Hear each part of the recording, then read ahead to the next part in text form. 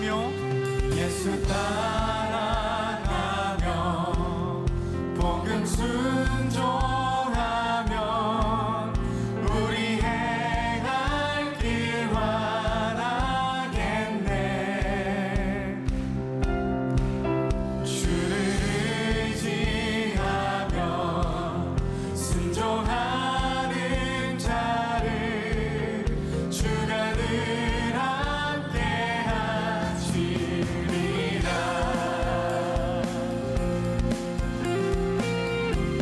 다시 한번 예수 따라가며 예수 따라가며 복음 순종하며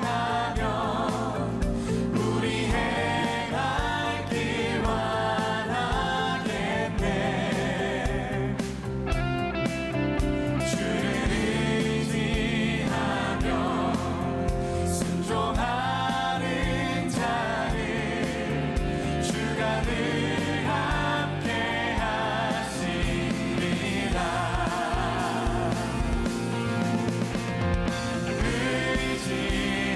의지하고 순종하는 길을 예수 안에 즐겁고 복된 길이로다.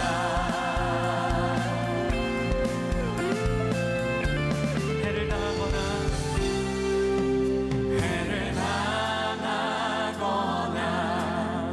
우리 고생할 때 주가 위로해 주시겠네. 주를 의지하며 순종하는 자를 주가 안위해 주시리라.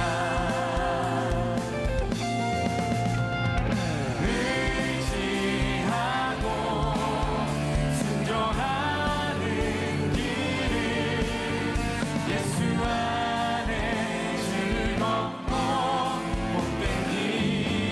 우리 받은 것을 주께 다 드리면 우리 받은 것을 주께 다 우리의 마음을 드리며 우리 기쁨이 넘치겠네. 주를 의지하며 순종하는 자를 은혜 풍성케 하시리라. 주님을 의지하고 순종하는 길을 예수 안에 즐겁고 복된 길. 의지하고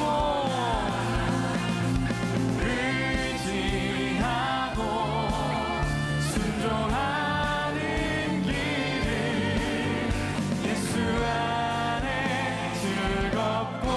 우리 마지막입니다. 다시 한번 의지하고 순종하는 길을 의지하고 순종하는 길을 예수 안에 즐겁고 복된 길이로다.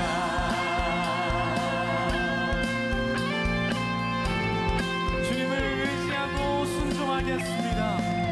오늘도 하나님 우리가 주의 종된 자들로 하나님의 기쁨이 되길 원합니다.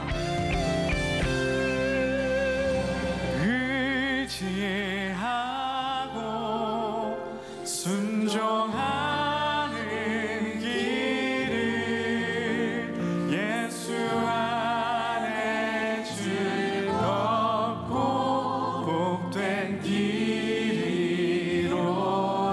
여러분 고백해 보시겠어요? 의지하고 순종하는 길을 예수 안에 즐겁고 복된 길이로다. 우리 하나님께 감사와 영광의 박수 드리길 원합니다. 다음 주면 교회 창립을 우리가 앞두고 있습니다. 창립주의를 앞두고 있고요.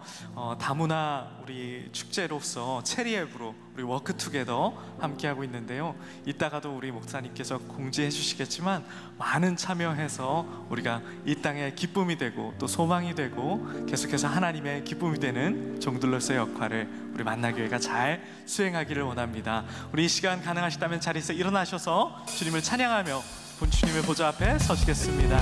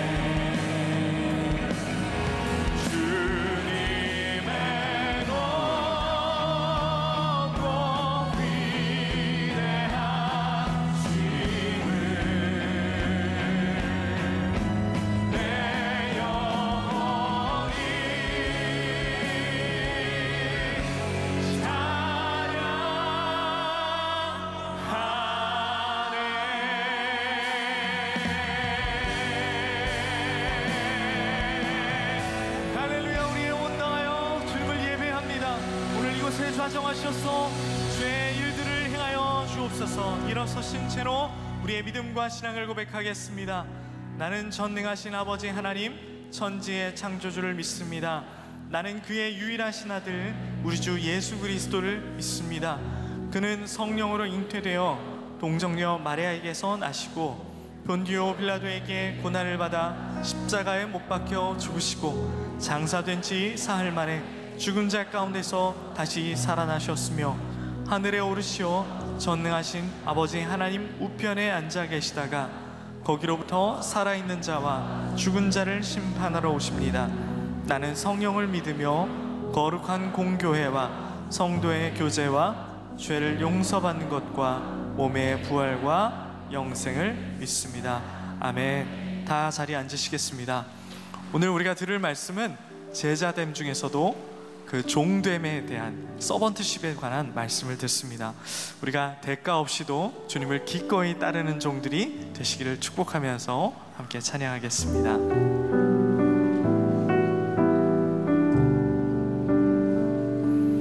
오직 주의 사랑에 매여 내 영 기뻐 노래합니다. 이 소망의 언덕 기쁨의 땅에서 주께 사랑드립니다.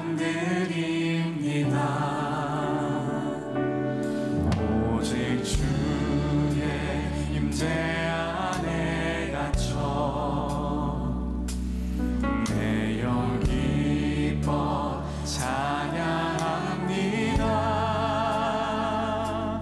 이 소명의 언덕 거룩한 땅에서 주께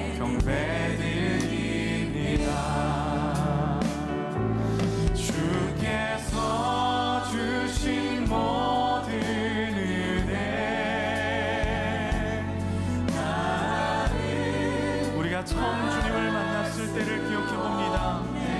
주님의 크고 놀라운 사랑, 그 은혜와 사랑을 전하고 싶어서 주님의 제자가 되겠다고 결단했던 그 시간을 기억합니다. 주께 내 삶 드립니다. 주께서 주신 모든 은혜, 주께서 주신 모든 은혜, 나는 말할 수 없네.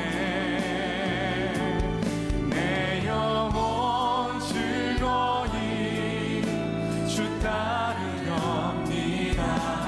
주께 내 삶 드립니다. 내 영혼 즐거이, 내 영혼 즐거이 주 따르렵니다. 주께 내 삶 드립니다. 저는 여러분이 주님을 기꺼이 따르는 주님의 제자 되시기를 축복합니다. 주님의 종들이 되시기를 축복합니다. 주님을 처음 만났을 때 길이요 진리요 생명이 여기 있으니, 생명의 말씀이 여기 있으니 우리가 주님을 따르겠습니다라고 했던 그 마음을 우리가 회복하길 원합니다. 주님께서 에베소 교회를 책망하면서 하신 말씀입니다. 네 인내를 잘 안다, 잘 해온 거 안다. 그런데 한 가지 책망할 것이 있다면 처음 나를 만났을 때 그 사랑을 버린 것이다. 우리 주님이 말씀하셨거든요. 우리가 우리의 처음의 마음이 어떠했는지를 오늘 말씀을 들으면서 쭉 돌아보고 확인하고 다시 한번 회복하는 귀한 제자들 되시기를 축복합니다. 여러분의 목소리로 물이 바다 덮음같이 여호와의 영광을 인정하는 것이 온 세상 가득하리라. 물이 바다 덮음같이, 물이 바다 덮음같이, 물이 바다 할렐루야. 우리를 통해 그 일을 행하실 우리 하나님을 찬양합니다. 기도하시겠습니다. 할렐루야. 좋으신 주님, 우리를 주님의 거룩한 손과 발로 불러주셔서 감사합니다. 주님, 우리가 특심을 가진 주님의 제자로 살기를 원합니다. 그러나 주님, 우리 살다 보니 한 번씩 지칠 때가 있고 내가 무엇으로 부름받았는지 하나님 잊어버릴 때가 있습니다. 하나님, 우리가 주님이 우리의 인내를 잘 아시는 줄로 믿습니다. 그러나 한 가지 우리에게 책망하시는 것이 있다면 처음 사랑을 버린 것이라고 주님 우리를 도전하십니다. 하나님, 우리가 다시 한번 처음 마음을 가지고 일어나 주님의 온전한 제자 되어 살게 하여 주시옵소서. 불평의 입술을 버리고 찬양의 입술로, 감사의 입술로, 또 사명을 이루기 위해 지혜로운 마음으로 우리의 가슴이 불타게 하여 주시고, 다시 한번 세상에 나아가 물이 바다 덮음같이 여호와의 영광을 인정하는 세상이 되도록 주님, 우리가 참된 그리스도인으로 살게 하여 주시옵소서. 흘리는 땀과 수고에 대하여 대가를 바라는 종이 아니라 주님을 위하여 우직한 종이 되기를 결단하는 우리 한 사람 한 사람의 머리 위에 주님 함께하여 주시고, 오늘 듣는 말씀 가운데 깨닫는 축복을 허락하여 주시옵소서. 오늘도 이 예배를 주님께 의탁드리오며 살아계신 우리 주 예수 그리스도의 이름으로 간절히 기도하였습니다. 아멘. 주님의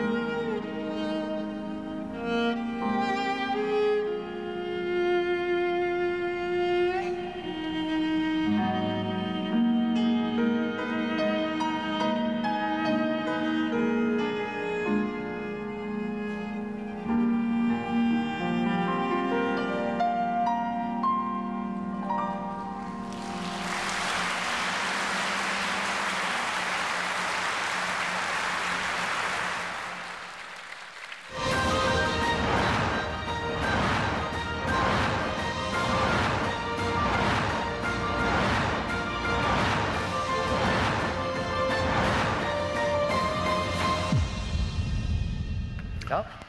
오늘 말씀의 제목은 종의 역설 자유함이라는 제목입니다.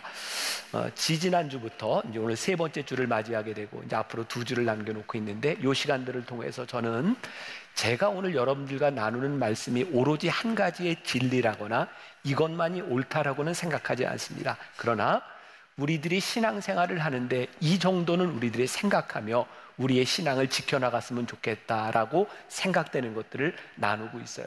요즘 유튜브에 보면 참 서로 비난하는 그 영상들이 참 많더라고요.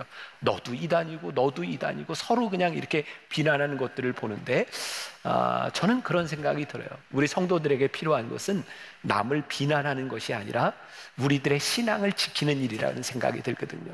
그래서 저 나름대로 이런 정도의 신앙은 우리가 지켰으면 좋겠다 하는 것들을 5주 동안 함께 나누고 있습니다. 지난주에도 얘기했던 것처럼 혹시 우리 기독교, 우리 신앙에 대하여 낙담한 분이 있다면 함께 말씀을 들을 수 있는 기회가 되었으면 좋겠고, 이것이 신앙이라고 생각하는 것들을 나누고 있습니다. 첫 주에 저는 유연함에 대한 이야기를 했어요. 우리들이 하나님의 은혜를 우리들이 가지기 위해서 내가 먼저 하나님 앞에 유연한 사람이 되어야 되겠다. 그리고 지난주에는 담대함에 대한 이야기를 했어요. 제가 여러분들이 이렇게 뭐 끄덕끄덕 하리라고는 기대도 하지 않았어요. 근데 조금 이렇게 리마인드 해보시고, 내가 놓쳤다 생각되는 분이 있으면 유튜브로 들어가서 한 번 더 들으시고, 오늘은 자유함에 대한 이야기를 나누려고 합니다. 종의 역설 자유함에 대한 이야기예요. 우리는 신앙생활을 하면서 그동안 굉장히 이렇게 성장지향적인 그런 신앙들을 했던 것 같아요. 그리고 교회가 성장한다는 것이 절대 잘못된 것이 아닙니다. 그러나 우리들이 물어야 되는 게 있어요. 이게 성장이 과연 옳은 것인가? 예를 들어서 우리들이 몸집이 커진다고 하는 것이 그게 다 선이라고 말할 수 있을까요? 우리들은 어떤 몸집이 자라나고 있는가? 제가 참 좋아하는 후안 카를로스 오르티즈 목사님의 책에 보면 이런 이야기가 나와요. 어떤 마을에 공동묘지가 있는데 그 공동묘지는 거의 매일 하루에 한 구씩 시체가 들어온대요. 그러면 1년이면 한 300여 구, 그리고 3년이면 약 1000구의 시체가 들어오는 거죠. 근데 어떤 사람이 그 공동묘지를 바라보면서 참 많이 부흥했군요, 이렇게 이야기하지 않는다는 거예요. 거기는 아무리 많은 시체가 들어와도 그건 부흥이 아니라 시체가 늘어나는 겁니다. 너무 극단적인 이야기일지 모르지만 오늘 우리가 드리는 이 예배 공동체 가운데 사람들이 많이 들어온다, 이것이 우리들에게 부흥일까요? 저는 진짜 중요한 건 어떤 사람이 이곳에서 어떤 생명력 있는 일들이 일어나는가, 이것을 우리들이 분명히 점검해 봐야 된다는 생각을 합니다. 그래서 오늘 여러분들에게 묻고 싶은 게 있습니다. 오늘 말씀, 하나님 나라의 종, 여러분들은 진짜 신앙생활하면서 하나님의 종으로 살고 싶은 마음이 있으세요?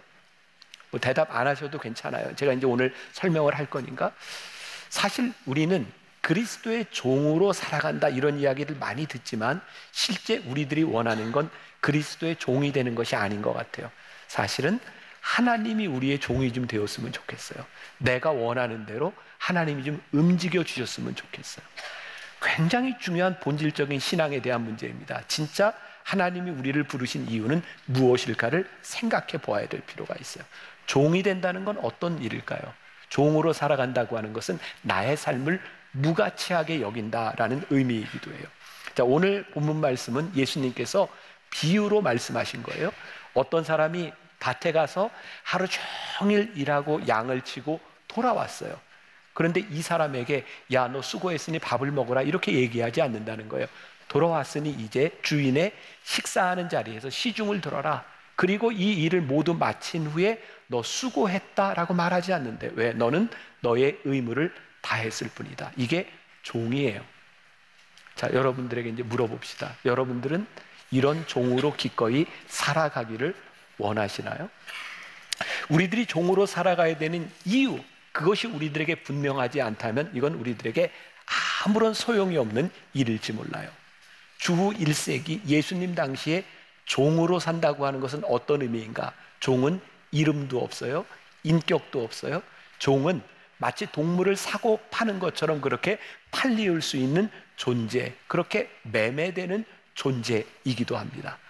그런데 디도서 1장 1절에 보면, 아니 사도 바울의 편지에 보면 이런 표현들이 참 많이 등장하는데 사도 바울이 이렇게 얘기합니다.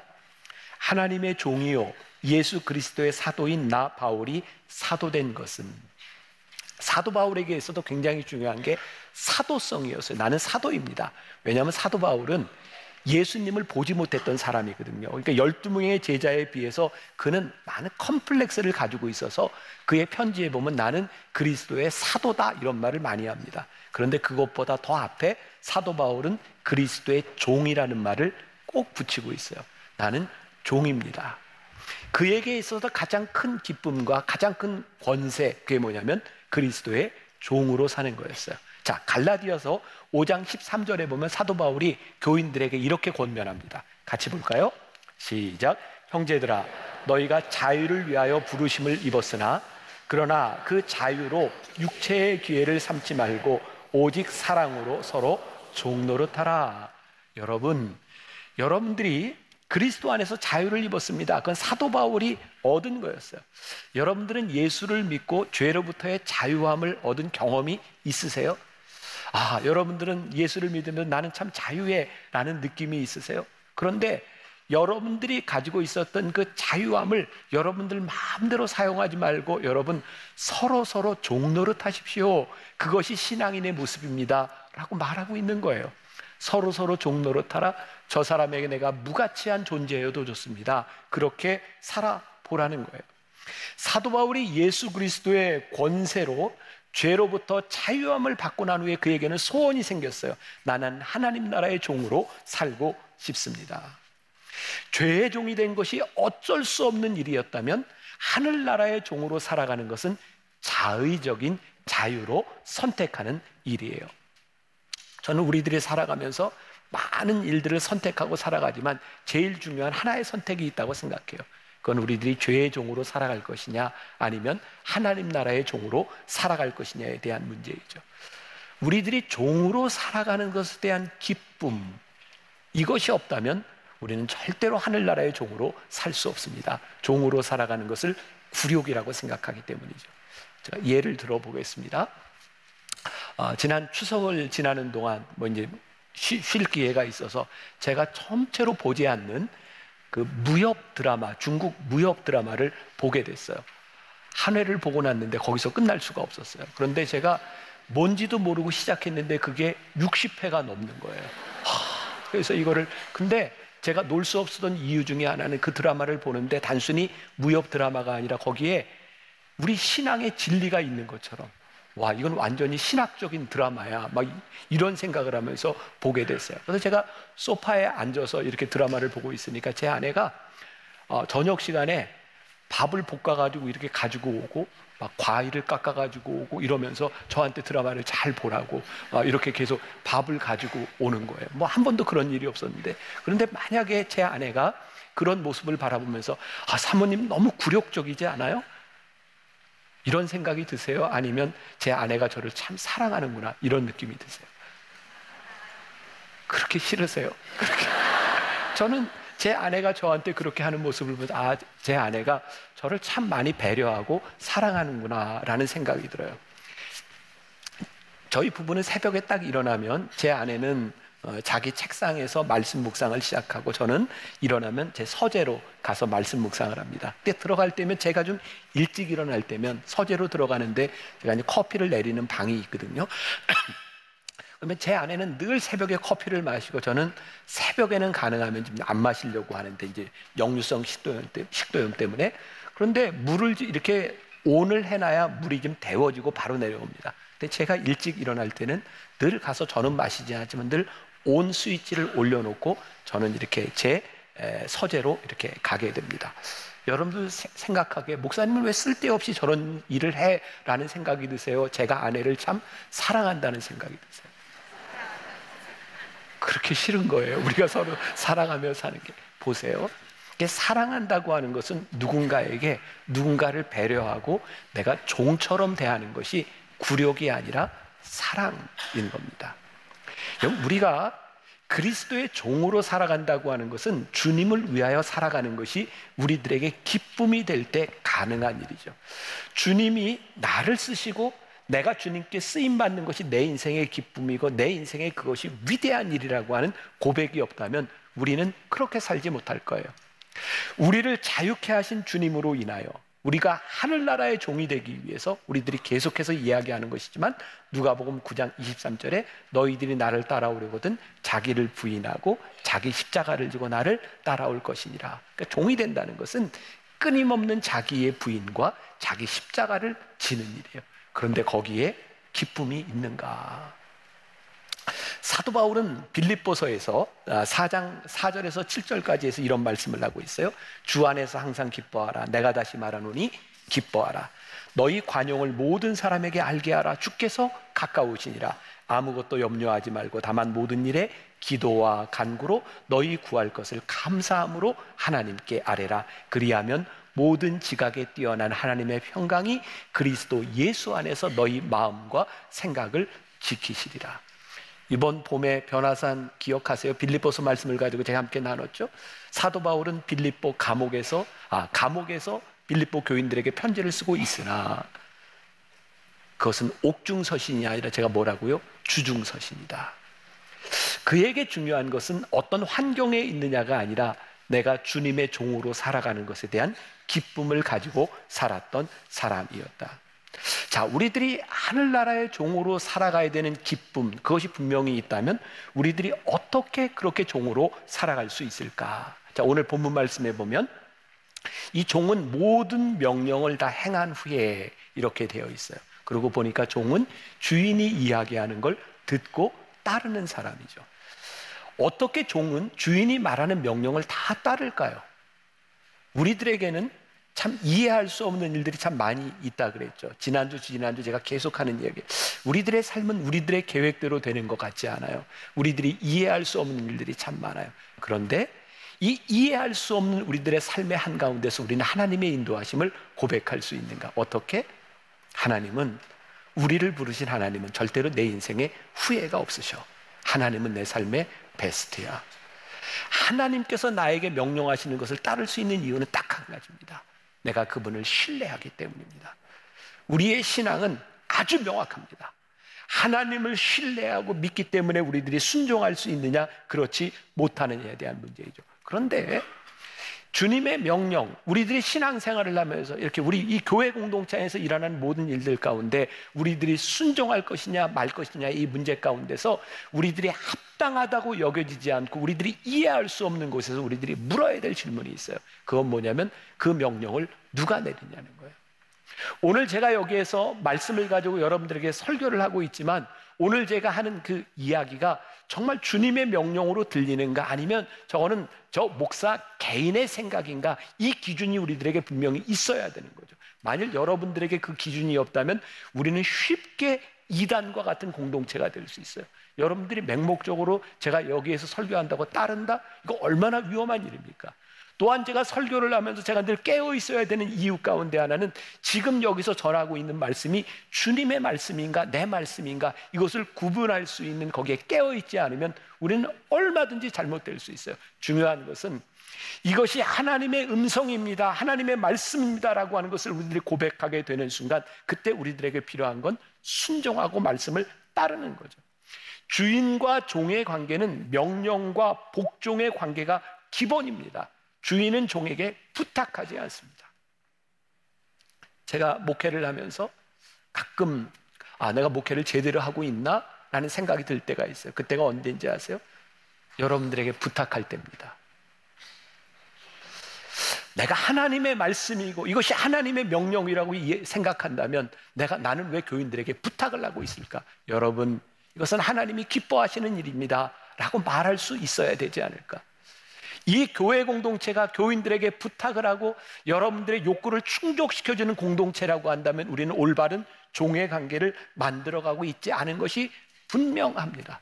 제가 오늘 여러분들에게 이야기하는 것, 오늘 말씀을 나누려고 하는 중요한 이유는 우리 공동체가, 우리 교회가, 우리의 신앙이 하나님 앞에 올바른 관계를 맺었으면 좋겠다는 거예요.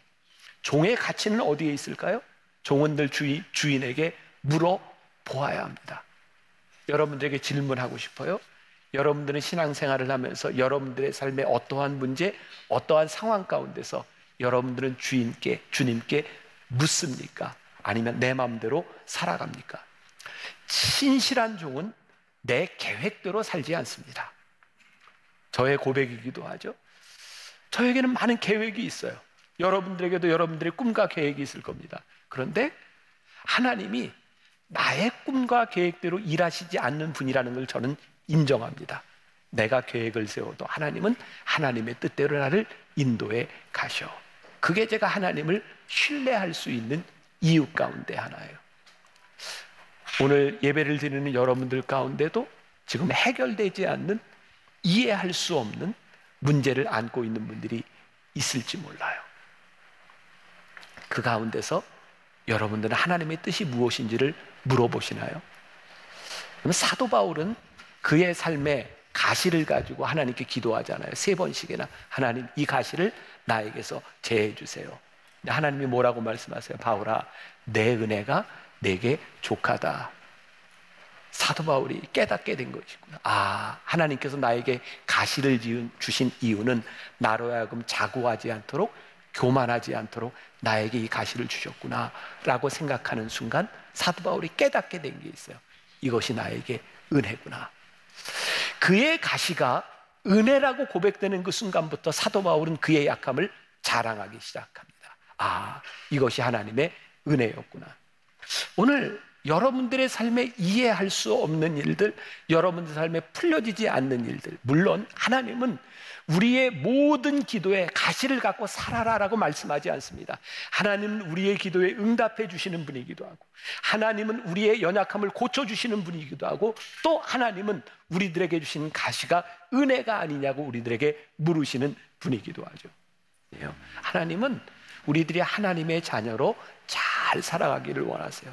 그런데 중요한 것은 우리 인생의 고통 가운데 있을 때 우리는 그 안에서 하나님 앞에 하나님의 뜻이 무엇인지, 우리의 인생의 계획이 무엇인지를 우리들이 묻느냐는 거예요. 제가 늘 그런 고백하죠. 저는 제 인생에 제일 힘들고 아팠을 때, 제가 이런 표현을 하면 여러분들이 어떻게 받아들이실지 모르겠지만, 전 너무 아플 때 자살하는 사람을 이해를 했었어요. 정말 숨 쉬는 게 힘들 만큼 많이 아팠어요. 근데 제가 지금 하는 고백은, 아, 그 시간이 아니었다면 난 참 나쁜 목사가 됐을 것 같다. 하나님이 그 시간을 통하여 저를 이렇게 만들어 오신 것을 고백할 수 있는 것이 제 인생의 큰 고백, 은혜라는 생각이 들어요. 우리들이 물어야 될 질문이 있어요. 우리의 인생 가운데서 여러분들이 교회에서 신앙생활을 하면서 이 교회 생활이 진짜 하나님 원하시는 일인가? 아니면 내가 원하는 일을 하고 있는가? 내가 원하는 일과 하나님이 원하시는 일 사이에 우리들의 구분이 있어야 되는, 우리들의 삶이 잘 될 때 이 잘됨이 하나님 기뻐하시는 일인가? 우리 교회가 부흥할 때 이 부흥이 하나님 기뻐하시는 일일까? 이 물음을 우리들이 물을 수 있어야 우리들이 올바른 신앙생활 가운데 우리들이 살아가는 거죠. 심각한 문제는 우리가 하나님 앞에 이 물음을 던지지 않고 우리는 그리스도의 종이 되어서 살아가는 것이 아니라 우리는 끊임없이 우리의 마음대로 살아간다는 거예요. 그럼 종의 문제는 부족함에 있지 않습니다. 종의 문제는 여러분들이 고난 가운데 있는 것이 문제가 아닙니다. 종은 하나님이 우리를 쓰실 수 있도록 우리를 내어드리고 하나님의 음성을 듣느냐 듣지 못하느냐에 대한 문제죠. 제가 신학교를 다니던 때, 대학교 3학년 때 저는 신학교를 그만두고 군대를 갔다 와서 진로를 바꾸려는 생각을 하고 있었어요. 왜냐하면 그 당시에 저는 아무래도 제가 설교를 할 수 있는 사람이라고 생각이 되질 않았어요. 저는 설교할 자신이 없었어요. 그래서 그 당시에 목회를 하시는 저희 아버님에게 가서 제가 그렇게 해서, 아버지, 저 목회를 못할 것 같아요. 저는 설교를 할 수 없을 것 같아요. 저는 자신이 없어요. 그때 저희 아버님이 저에게 이런 얘기를 하셨어요. 병삼아, 누가 자신이 있어서 설교를 하니? 아버지는 설교를 할 때 자신이 있어서 하는 것이 아니라 설교를 하고 말씀대로 살려고 노력한다. 제가 오늘 여기에서 설교를 할 수 있는 이유는 제가 가지고 있는 어떤 능력이나 자격에 대한 문제가 아니라, 부족하지만 이 말씀을 여러분들과 함께 나누고 우리 말씀으로 살아갑시다. 그리고 설교를 할 수 있는 이유 가운데 하나는 적어도 양심에 화인 맞지 않았다면 말씀을 전하고 말씀대로 살아가려고 하는 마음이 있기 때문에 여기에서 설교를 하는 것이지, 모든 것을 갖추었기 때문에 설교를 하는 것은 아니에요. 여러분들이 하나님 앞에 신실한 종으로 쓰임받고 살아갈 수 있는 것은 우리들이 가지고 있는 능력에 대한 문제가 아니라 하나님이 나를 쓰실 수 있도록 내어드리는 그 믿음에서부터 시작합니다. 종의 위대함은 종이 위대하기 때문이 아니라 하나님께서 우리를 사용하시기 때문에, 주인이 우리를 사용하시기 때문에 우리들이 위대해질 수 있는 거예요. 여기서 여러분들이 오해하지 말아야 돼요. 늘 우리들이 경계해야 될 것이 있어요. 위대함? 세상에서 얘기하는 그런 위대함이 아니라, 세상에서 이야기하는 어떤 부귀와 명예를 이야기하는 것이 아니라, 종의 위대함은 주인이 우리를 쓰신다는 거예요.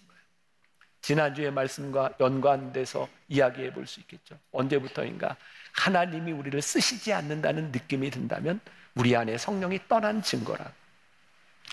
우리가 위대한 종으로 살아갈 수 있는 한 가지 표적이 있다면, 하나님이 나를 쓰신다고 하는 위대함이 우리들에게 살아있는 것, 하나님이 나를 사용하시기 때문에 우리들이 위대할 수 있는 거예요.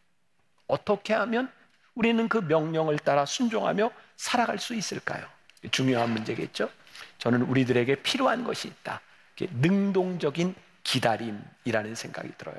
자, 오늘 말씀 7절과 8절에 너희 중에 누구에게 밭을 갈거나 양을 치거나 하는 종이 있어 밭에서 돌아오면 그더러 곧 와 앉아서 먹으라 말할 자가 있느냐?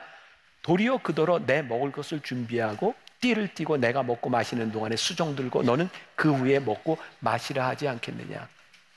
주인은 종에게 계속해서 명령을 하고 있어요.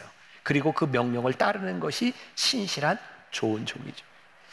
여러분, 우리가 살아가다 보면 어느 날 갑자기 우리들이 마음이 불안할 때가 있어요. 평안을 잃을 때가 있어요. 내가 왜 그러지? 그때가 어떤 순간인지 아세요? 하나님의 음성을 들어야 되는 순간이에요. 여러분들의 인생의 곤고한 때를 지나갈 때 우리들이 하나님의 음성을 들어야 되는 순간이에요.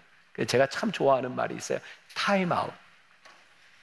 여러분, 우리 운동 경기를 하다 보면 축구는 해프타임이 있어서 그 중간 시간에 감독들이 이렇게 지시를 내줘요. 뭐 농구나 배구 경기 같은 데 보면 감독이 타임아웃을 외치고 선수들에게 지시를 합니다. 타임아웃이 왜 필요할까요? 코치의 지시를 받는 거예요. 참 멋지지 않아요? 하나님께서 우리를 쓰시는데 그냥 쓰시는 것이 아니라 하나님이 우리들에게 말씀해 주신다. 우리들에게 어떻게 살아가야 되는 것이 옳은지를 우리들에게 말씀해 주신다고요. 그래서 우리의 인생에 필요한 순간에 타임아웃, 우리들이 아무것도 하지 아니하고 타임아웃을 하는 그 순간은 능동적 기다림의 순간이라고요. 그건 수동적인 인생을 살아가는 것이 아니라 내가 타임아웃을 하고 아무것도 하지 않으면서 하나님이 나에게 주시는 말씀, 어떤 것이 옳은지 어떤 것이 신실한지를 듣겠습니다 라고 하는 그 순간이라는 거예요. 이 종의 비유를 보면서 하나님 좀 너무하신 것 같다. 아니 어떻게 그렇게 하루 종일 일하고 왔는데 또 이렇게 일하라고 말씀을 하시는가. 그런데 하나님은 철저하게 종과 주인의 관계를 원하신다고요. 그런데요, 우리들이 철저하게 하나님의 말씀을 따라 사는 것이 우리들에게 복이다 라고 하는 것을 우리들이 깨닫지 않는다면, 믿지 않는다면 말씀대로 살아가는 게 쉽지 않은 거예요. 우리들이 명령을 따라 살아가기 위해서는 우리들이 기도하고 묵상하는 시간들이 우리들에게 필요한 거예요. 근데 우리는 기도하지 않아요? 묵상하지 않아요. 그러면서 어떻게 주인의 명령을 들을 수 있다고 생각해요? 종종 저에게 상담을 요청하는 분이 있어요. 제가 상담을 하고 제일 기분 나쁜 게 언제냐면 상담을 요청하고 자기 얘기만 하고 가는 사람이에요. 너무 시간이 아까운 거예요. 참 신기하지 않아요? 또 어떤 사람 같은 경우는 상담을 하러 돈을 내고 상담사를 찾아갑니다. 비싼 돈을 내고 시간을 내는데 그 사람의 말을 듣지 않는다면 이게 얼마나 바보 같은 일일까요? 우리가 오늘 하나님 앞에 기도하러 예배드리러 나왔어요. 그런데 오늘 여기에서 우리들이 찬송하고 기도하고 우리들이 할 건 다 하지만 하나님의 음성을 듣지 않고 간다면 우리들이 얼마나 바보 같은 사람들이에요. 오늘 여러분들에게 그런 도전을 하고 싶어요. 여러분들이 예배 시간에 들어와서 예배를 드릴 때 하나님, 이 예배 시간에 제 마음을 열겠습니다. 찬양을 통하여 저에게 말씀해 주십시오. 하나님, 제가 마음을 열겠습니다. 이 설교를 통하여 하나님 저에게 음성을 들려주십시오. 하나님, 오늘 예배당에서 만나는 우리 성도들 가운데 신실하게 기도하는 사람을 통하여 저에게 말씀하시는 그 음성에 제가 귀를 기울이겠습니다. 하나님, 저에게 말씀해 주시옵소서. 우리들의 마음을 열어야 되는 거예요. 제가 그래서 설교하기 전에 가끔 그런 얘기 하잖아요. 여러분, 제가 오늘 이 말씀을 가지고 여러분들을 설득하려고 하는데 여러분 설득 당할 준비가 되셨습니까? 아니면 난 죽어도 설득 안 당해 그리고 마음을 닫고 있습니까? 제가 농담처럼 하는 이야기처럼 여러분들에게 들릴지 모르지만 우리들이 하나님의 음성을 듣고 하나님의 명령을 들으려고 하는 태도가 우리들에게 얼마나 중요한지 몰라요. 유명한 사무엘이 낫이 들은 후 제사장으로 쓰임을 받게 되는데 그가 성전에 있을 때 어느 날 하나님이 부르시잖아요. 사무엘아, 사무엘아. 사무엘이 그게 하나님의 음성인지 몰라요. 그래서 엘리 제사장에게 가서 저 부르셨습니까? 이렇게 얘기하잖아요. 근데 엘리 제사장이 뭐라 그래요? 아마도 하나님이 부르시나 보다. 하나님이 부르시면 예, 종이 여기 있나이다 라고 대답해라. 그 이야기를 듣고 하나님의 부르심에 무릎 꿇잖아요. 우리가 하나님의 말씀 성경을 알지 못하면서 어떻게 하나님의 음성을 분별할 수 있다고 생각하세요? 여러분들이 하나님을 믿고 예배하며 이 자리에 나와 있는데 성경도 읽지 않고 성경도 보지 않고 공부하지 않으면서 우리들이 어떻게 하나님의 말씀을 분별할 수 있다고 생각하세요?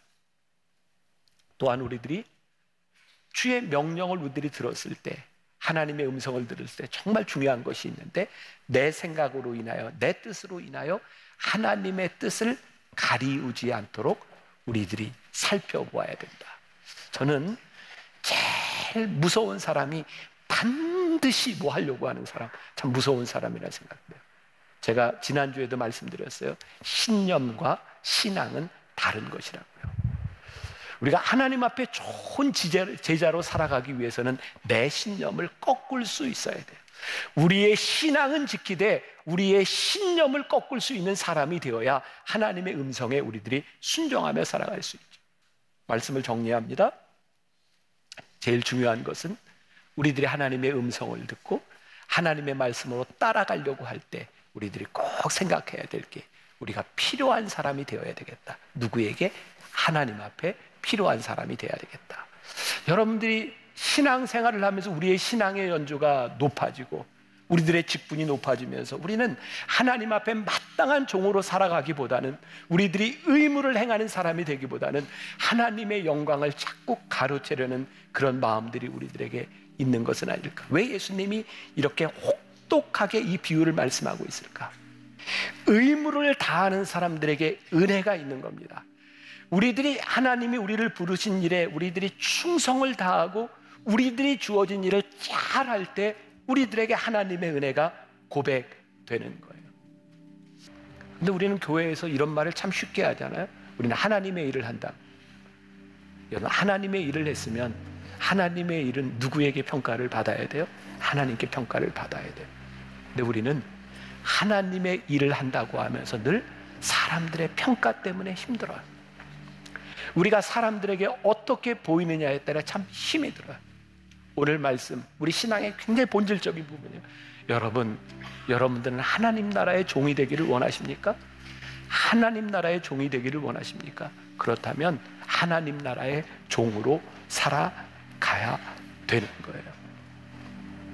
필요한 사람, 하나님 앞에 우리들이 쓰임받는 사람, 그것은 하나님 앞에 하나님의 음성을 듣고 살아가는 사람이 되는 거죠. 제가 너무 엉뚱한 꿈을 꾸나요? 저는 우리 만나교회 성도들이 저를 비롯해서 우리가 하나님의 종으로 살아간다면 하나님 앞에 설 수 있는 마음이 있었으면 좋겠다. 우리들에게 서운한 마음이 들고 우리들에게 분노가 일어나고 우리들이 이해할 수 없는 상황 가운데서 하나님의 뜻이 무엇인가요? 우리들이 하나님 앞에 설 수 있다면 우리들이 정말 멋진 그리스도인으로 살아갈 수 있지 않겠는가? 제가 목회를 하다 보면 뭔가 일을 시키는데 참 부담스러운 사람이 있어요. 이 사람은 막 설명도 해줘야 되고 뭣도 막 이게 위로도 해줘야 되고 막 그래요. 근데 하나님이 만약에 우리를 쓰시는데 참 넌 부담스럽다. 그럼 우리 쓰시기가 얼마나 힘들까요? 그러니까 우리가 하늘나라의 종이 되어 살아간다고 원한다면 하나님이 쓰실 수 있는 마음, 하나님이 쓰실 수 있는 신앙, 그런 마음으로 우리들이 바뀌어야 되지 않을까요? 그게 제자인 거예요. 그게 진짜 제자. 제가 너무 황당한 꿈을 꾸나요? 우리 성도들이 제가 그랬으면 좋겠습니다. 우리 한번 그렇게 살아봅시다. 제가 몇 주 전에 나오세요. 어떤 장로교회 집회를 갔는데, 장로교 신학대학 광나루에 있는 그 학교에서는 졸업할 때 이런 찬송을 부른대. 우리 부름받아 나선님 몸 있잖아요. 그게 이제 신학생들이 주로 부르는 노래인데, 부름받아 나선이 몸 천안까지 가오리다. 천안까지는 갈 수 있다. 제가 신학교를 졸업할 때 우리 신학생들이 이게 이 찬양을 이렇게 불렀어요. 아골골짝 빈들에는 죄를 보내 주옵소서. 부담스럽고 힘든 일이에요. 저는 오늘날 교회가 힘을 잃은 이유가 우리들이 종이 되지 못함이 아닐까. 목회자들이 지방으로 안 가려고 그래요. 지방에 있는 교회들이 목회자를 뽑기가 너무 힘들대요. 제가 분당에서 목회를 하지 않았어요, 이런 얘기가 설득력이 있을 텐데.